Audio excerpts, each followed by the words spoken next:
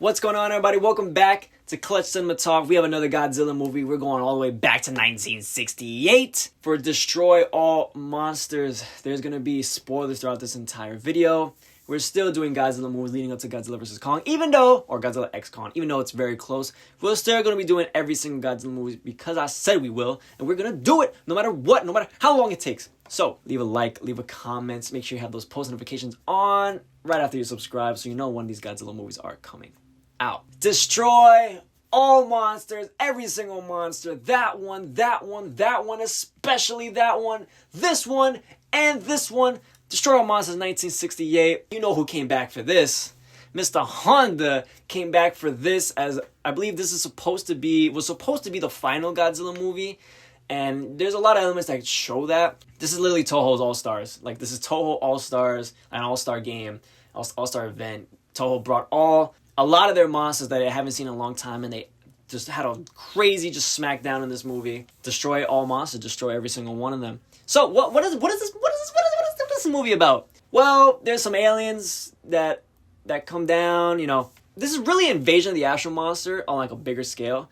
Aliens came down, they take all the monsters, Godzilla monsters, like Godzilla and friends and stuff from Monster Island, and then they mind control them and they just send them against all the major cities of the world. And they're destroying everything. So a group of humans, like these space guys, they have to go infiltrate them. And by the end, they're able to defeat the aliens. And all the Godzilla and friends, they're free from the mind control. But then the aliens send a last-ditch effort. And you know who it is. They got to send down King Ghidorah. And King Ghidorah gets absolutely wrecked. This movie was one of my favorites and one of my most rented. So, because when I was a kid, I would have to rent these Godzilla movies from like a library because I didn't have all the Godzilla movies, and I would bring them and I would watch them at home. But we would have to go like to a library that was really far, like at least 45 minutes away. So I had to be very strategic on which Godzilla movies to watch. But this one was always rewatchable. This one is just fun. It's just so much fun. Ah, man, this one, like rewatching it, like the nostalgia like came up, and there was so many like great moments that I remember when I was a kid.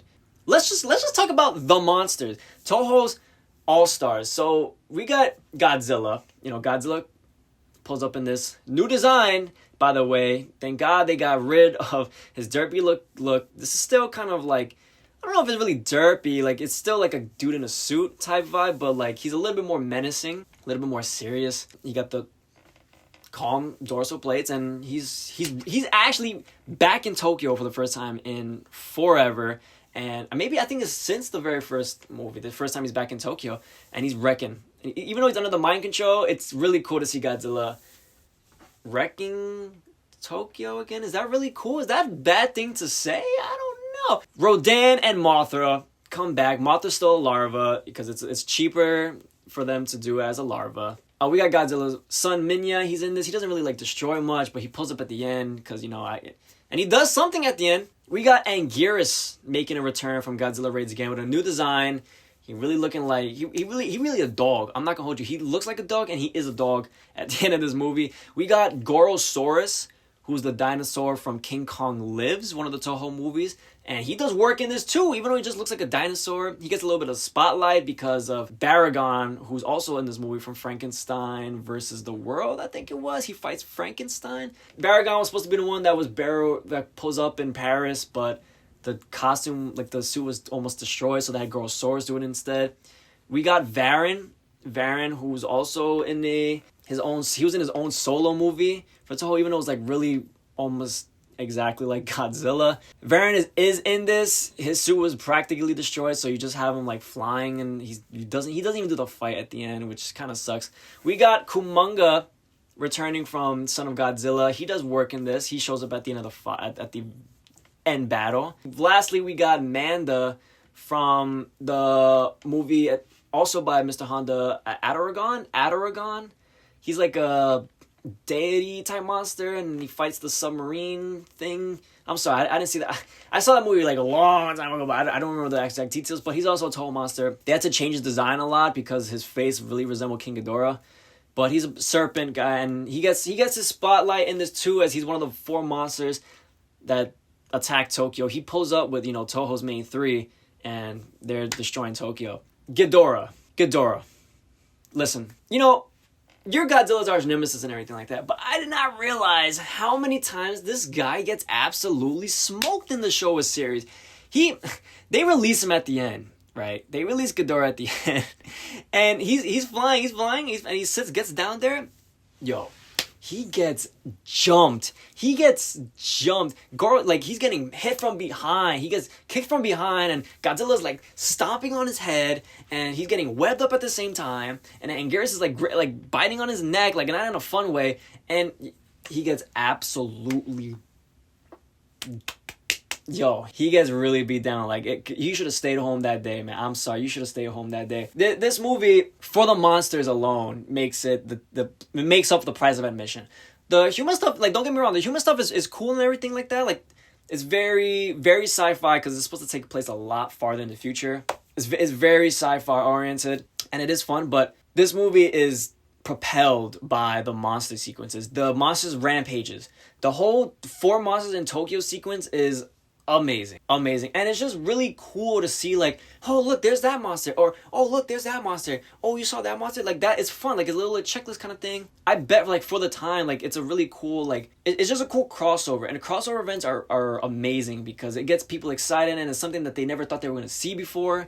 And the fight at the end is cool. I wish that all the monsters would have gotten in the fight. Like, a few of them were left out, but that's due to, you know, the suits and things like that. And I don't know why Manda doesn't get in the fight at the end. I know, like, today, like, with the effects and everything like that, it would be a lot easier to put them all in. But due to, you know, the restrictions at the time, they did what they could. But the fight is still spectacular. Even though the monsters don't really fight, it's more of them just getting released all over the place, and they actually end up fighting Ghidorah. And it's not even much of a fight. It's like a beatdown. But it's awesome. It's actually just awesome. It's epic. I love it. I'm sorry. Highlights. The very opening sequence of Monster Island. I think it's Monster Island. Or is it Monster Land? Monster Land, not Monster Island. Monster Land is very interesting. It's a almost like not really, like kind of like a Jurassic World situation. They're explaining how the island works, that these monsters can't leave. And I think that was a very interesting concept. It would have been cool if maybe, like, they spent a little bit more time with that. I'm pretty sure I read somewhere that Honda, that was his vision for the movie, to have, like, what goes on in a regular day at Monsterland. And I think that would have been cool. I think they could have maybe expanded on that, but a lot of things that they couldn't fit in line with the budget. It was, some of the things were a little bit too expensive, so the whole vision wasn't seen through. But that segment at the beginning was really cool and really interesting. Another highlight is when the aliens, they gas the monster land at the beginning. The scientists, they go to the door and they're like, oh shoot, there's gas outside. What's the first thing they do? They open the door. They open the door and they immediately get hit with the gas, and it's clipped for them. These are scientists.